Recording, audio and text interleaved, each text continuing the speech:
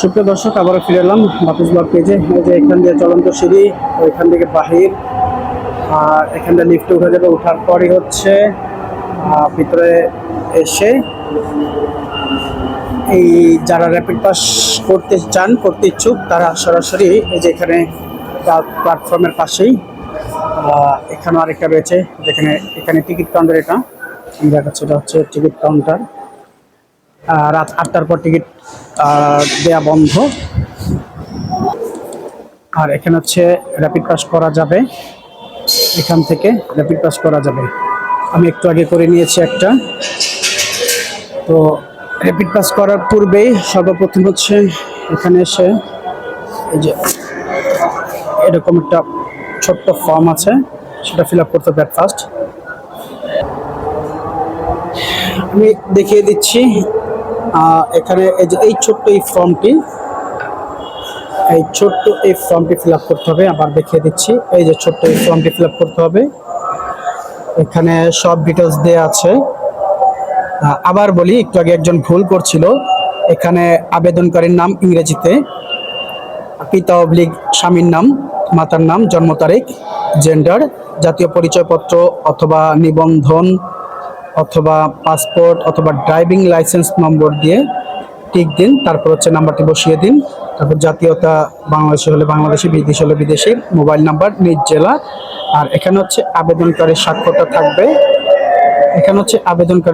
থাকবে। আর তারিখ বসাতে হবে এখানে। শেষ বাকি অংশটা হচ্ছে নিচে যারা এখানকার কর্তৃপক্ষ, তাদের দায়। তো এই হচ্ছে ফর্ম ফিল আপ করে সরাসরি আপনারা এই জায়গায় চলে যাবেন। এখানে জমা দিবেন, 500 টাকা জমা দিবেন। 500 টাকা জমা দিলেই হয়ে যাবে।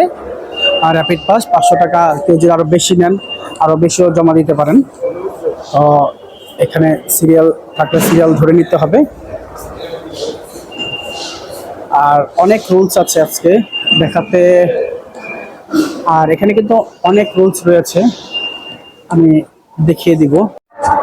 যেমন আমি রুলসগুলো দেখিয়ে দিচ্ছি। মেট্রো স্টেশনে কিন্তু 60 মিনিটের বেশি অবস্থান করলে জরিমানা দিতে পারতো। তারপর হচ্ছে মেট্রো স্টেশন এবং ট্রেনের ভিতর কোনো ধরনের খাবার গ্রহণ করা সম্পূর্ণ নিষিদ্ধ। তবে ইফতারের জন্য শুধুমাত্র 250 মিনিটের পানির বোতল গ্রহণ করা যাবে। এখানে আরও ডিটেলস দেওয়া আছে। প্রতিবার ভ্রমণের টিকিট ক্রয়ের জন্য লাইনে দাঁড়ানোর প্রয়োজন নেই। প্রতিবার ভ্রমণে টিকিট ক্রয়ের জন্য লাইনে দাঁড়ানোর প্রয়োজন নেই, বিধায় সময় সাশ্রয় আছে। যাই হোক, এখানে কিন্তু ভাড়ার ডিটেলসটা তালিকা দেওয়া আছে। উত্তর 90 টাকা, উত্তরা কেন্দ্র 90 টাকা, উত্তরা দক্ষিণ 80 টাকা, পল্লবী 70 টাকা, মিরপুর 11, 70, মিরপুর 10, 60, কাজীপাড়া 50, সারাপাড়া 50, আগারগাঁ 40, বিজয় সরণ 40, ফার্মগেট 30, টাউনবাজার 20, শাহবাগ 20, ঢাকা বিশ্ববিদ্যালয় বাংলাদেশ সচিবালয় থেকে, অর্থাৎ মতিঝিল এক্সিট গেটে এমআরটি পাস, র্যাপিড পাস সঠিকভাবে এক্সিট হয়েছে কিনা, আপনার ব্যালেন্স কর্তন হয়েছে কিনা নিশ্চিত করে নিন। কোনটা পরবর্তীতে 200 টাকা জরিমানা দিতে হবে, যেটা আমি পূর্বে বলেছিলাম। তো প্রিয় দর্শক, আজকে ডিটেলসটা আমি জানিয়ে দিলাম। আমিও এক্সিট দিচ্ছি। যাদের অনেক তথ্য জানা নেই তারা অবশ্যই জেনে নেবেন ভিডিওর মাধ্যমে। সব কিছু কিন্তু লিখে দেওয়া আছে স্টেশনে। অবশ্যই আপনাদের আমাদের ভালোর জন্য, নিরাপদে ভ্রমণ করার জন্য, নিরাপদে যাতায়াতের জন্য কিন্তু এই তথ্যগুলো জেনে রাখা দরকার এবং রুলসগুলো মানা উচিত আমি মনে করি। ধন্যবাদ সবাইকে। সবাই ভালো থাকুন, সুস্থ থাকুন এবং পাশে থাকার জন্য অবশ্যই বাপিস ব্লগের সাথেই থাকুন। ধন্যবাদ সবাইকে। আসসালামু আলাইকুম।